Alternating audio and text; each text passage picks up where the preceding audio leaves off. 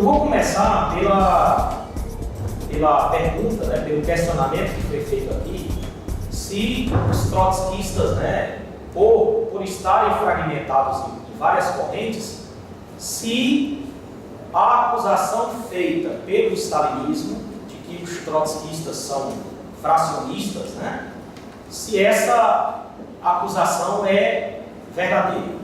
E aí eu vou fazer uma relação com o contexto histórico, né, do próprio stalinismo. Então veja, o stalinismo, da época de Stalin e posteriormente à morte de Stalin, acusou não só a oposição de esquerda russa, Trotsky particularmente, e as organizações trotskistas no mundo todo, de diversas maneiras. Por exemplo, Stalin e os stalinistas chegaram a acusar Trotsky de agente do imperialismo. Trotsky foi acusado de agente do fascismo. Trotsky foi acusado diversas vezes de contra-revolucionário. Então, o stalinismo ele utiliza dessas práticas, né, de falsificação, de acusação, para denegrir moralmente os revolucionários. Isso é um método utilizado pelo stalinismo durante toda a sua história. E mais, o stalinismo ele não se limitou a tentar desmoralizar os revolucionários, os verdadeiros revolucionários. Ele também utilizou a violência física contra os revolucionários, contra os trotskistas, diversas reuniões, diversas plenárias, diversas assembleias que eram organizadas pelos trotskistas eram desfeitas na base da violência.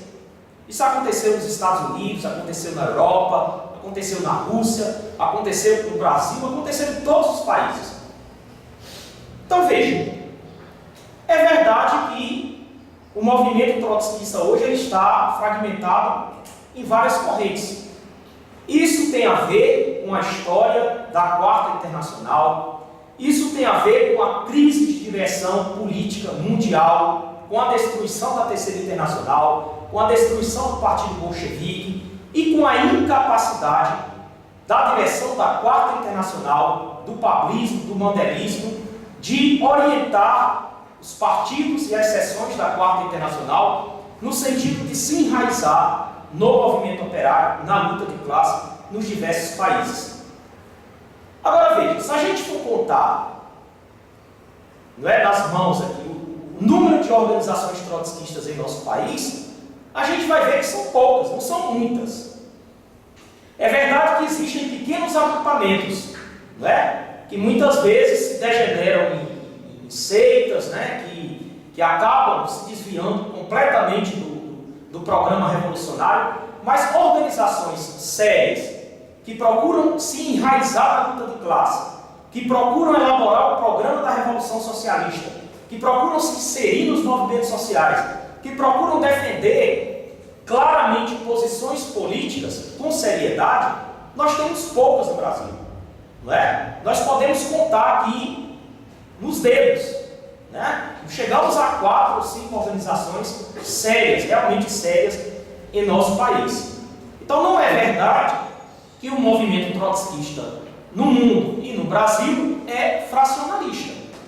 Se a gente for analisar a história do stalinismo e a história das organizações reformistas, a gente vai ver que eles são muito mais divisionistas e muito mais fragmentados do que o movimento trotskista. Por exemplo, o Partido Comunista Brasileiro, que passou a vida toda atrás da burguesia para constituir frentes populares e que apoiou diversos governos burgueses, inclusive se colocando contra o avanço da luta de classe no Brasil, contra greves históricas organizadas pelos trabalhadores, o Partido Comunista Brasileiro se fragmentou em dezenas de organizações na década de 60. 1964, o golpe mostrou o fracasso do programa stalinista de apoiar o governo de Jango e de evitar o avanço da luta de classe no país, e o partido simplesmente se fragmentou em dezenas de organizações diferentes que seguiram o seu caminho próprio. O Partido dos Trabalhadores é a mesma coisa. Se a gente for olhar internamente o Partido dos Trabalhadores, ele é dividido em inúmeras correntes, em inúmeras frações diferentes. Cada uma delas seguindo uma orientação própria, mas todas elas unidas com relação ao programa de reforma do capitalismo, de melhoramento do capitalismo e de democratização do Estado burguês.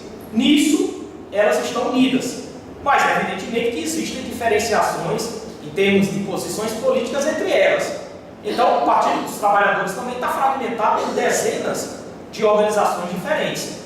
Então, se trata de uma falsificação histórica, o que nós devemos nos guiar é tentar unificar o movimento trotskista sobre a base do programa revolucionário. Não é fazer qualquer unificação, mas é unificar, construir os partidos revolucionários.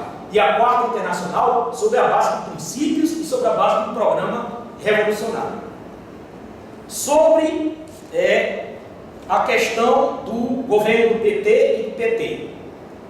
Nós consideramos o Partido dos Trabalhadores como um partido da ordem burguesa. O PT nunca foi um partido socialista, já se originou como um partido pequeno burguês, que tinha uma base operária importante, mas era um partido que se colocava como objetivo histórico a democratização do Estado e a reforma do capitalismo. Ao longo da década de 80 e 90, o partido passou por uma depuração que expulsou ou fez com que diversas organizações revolucionárias que defendiam o socialismo e a Revolução Proletária saíssem do país, e nos anos 2000 o partido chegou ao poder do Estado, e hoje abraçou completamente o programa do neoliberalismo, está inclusive atacando os trabalhadores, com várias medidas de corte de direitos, de destruição de direitos históricos que foram conquistados a dura luta pelos trabalhadores. Portanto, o governo do PT, os governos, inclusive o governo de Dilma, são governos burgueses. Nós podemos até dizer, são governos burgueses que têm à frente um partido que se originou do movimento operário. É verdade, o PT não é um partido orgânico da burguesia, mas a essência de um governo, a natureza de um governo, se define pela sua posição perante a propriedade privada. E a posição do PT, desde o governo de Lula até o governo de Dilma, é de respeito da propriedade privada, é de incentivo do capital, é de impulsionar a entrada do capital financeiro em diversos ramos em nosso país, é de, inclusive, se contrapor às greves e manifestações que os trabalhadores e os demais oprimidos têm feito no nosso país. O Partido Revolucionário terá que se inserir na luta de classes. Se o Partido Revolucionário não conquistar uma fração do proletariado, ele tenderá a desaparecer. Porque somente conquistando o proletariado e organizando o proletariado como direção revolucionária da maioria oprimida, é possível avançar no movimento socialista e efetivamente derrubar o governo burguês e constituir um governo revolucionário. Pela via das eleições, nós só iremos organizar governos burgueses, porque pela via das eleições, pela via da democracia burguesa, não há como constituir um governo dos trabalhadores. Não há possibilidade de um governo transitório entre o capitalismo e a ditadura do proletariado e o Estado operário. A classe operária, na nossa concepção, só pode chegar ao poder do Estado e expropriar a burguesia, derrubar o poder da burguesia através de um processo revolucionário. E nós não temos que ser utópicos de achar que a revolução é um processo pacífico, é um processo pelas vias próprias da democracia burguesa. Não. Quem defendia a via pacífica para o socialismo era o eurocomunismo, era o stalinismo.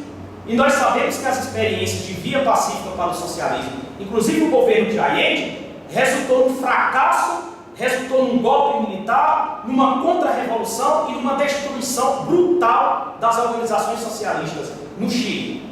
Essa via pacífica para o socialismo fracassou, o que demonstra que os trabalhadores só conseguirão chegar ao poder do Estado pela via da insurreição, pela via da revolução proletária. Para concluir, a questão da construção da Quarta Internacional. Realmente a Quarta Internacional hoje está fragmentada. Nós temos correntes que se autoproclamam, como por exemplo a corrente do trabalho, que se autoproclama Quarta Internacional, embora desenvolva dentro do PT um programa reformista claro. inclusive de alianças com os setores mais reacionários dentro do PT. Nós temos outros setores como o mandelismo, que constituiu o secretariado unificado desde a década de 50, que também acabou se degenerando numa organização reformista. Basta ver, por exemplo, o que a DS faz e o que os remanescentes da DS fazem no interior do PSOL. É uma política reformista rebaixadíssima, que não faz avançar o programa revolucionário e a ação revolucionária em nosso país. Nós temos outras correntes que vieram também da fragmentação da Quarta Internacional.